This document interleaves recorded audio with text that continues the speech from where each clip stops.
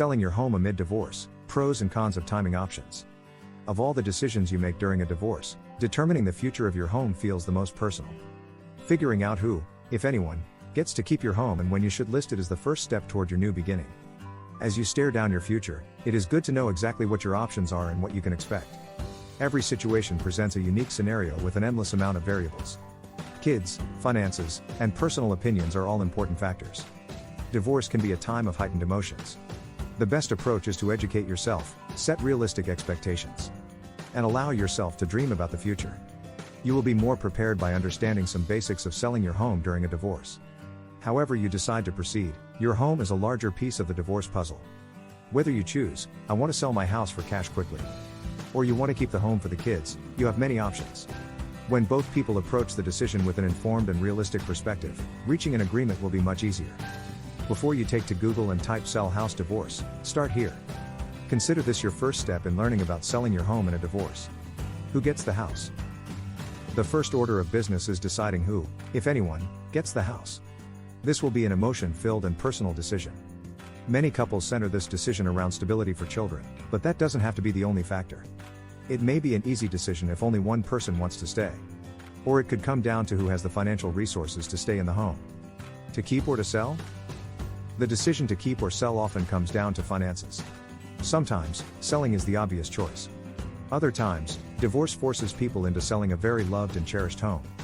Even if one person keeps the home, it usually involves a buyout from the other and a refinance transaction. In some way, shape, or form, you will typically almost always sell a home in a divorce. If someone wants to stay in the home, they must be able to afford it. Many couples rely on two salaries to make the mortgage payment. This means keeping the house is not an option financially. In this instance, you must sell the home. To keep the home, one person will need to be able to afford the remaining mortgage.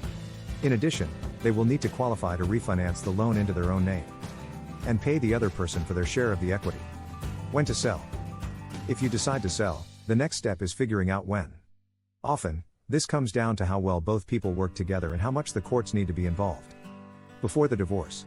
Getting your home sold before proceeding with a formal divorce is generally the easiest option. Rather than negotiating joint debt, your mortgage, you will be dividing the cash proceeds from the sale and taking advantage of tax breaks for married couples. Pros. Selling before a divorce will make the transaction easier, with less chance of getting held up. By selling, you are liquidating assets so both people have the cash to fund their new living arrangements.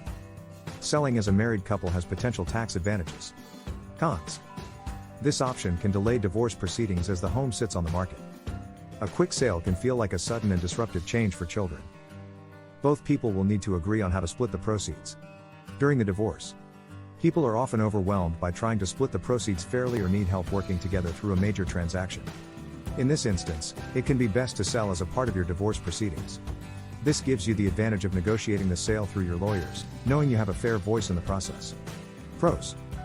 Lawyers will handle the negotiations, provide expert advice, and communicate on their client's behalf.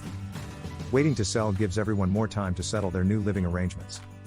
Selling during a divorce can provide court oversight if needed. Cons. Involving lawyers will increase the cost of your divorce. You may lose the capital gains tax advantages for married couples. A contentious divorce can lead to a court-ordered sale, resulting in the loss of decision-making power. After the divorce. Occasionally, a scenario plays out where both parties agree to sell the house in the future. One person will occupy the house with the children with plans to sell once the youngest child graduates from high school. You will sell the house on a predetermined date, and both people will split the equity. Pros. Both people will benefit from the equity growth while they continue to co-own. Children benefit from a stable environment amid their parents' divorce. Holding on to the home allows time to develop a long-term plan for both parents. Cons. Waiting to sell ties both spouses together financially until the sale is complete. A transaction after a divorce subjects you to a lower capital gains threshold. When it comes time to sell, the person occupying the house can carry an uneven responsibility for preparing the home. You have an entire life to live on the other side of divorce. If you prefer to get through it quickly, consider selling to a real estate investor. While you won't get top dollar for your home, you will get a quick transaction.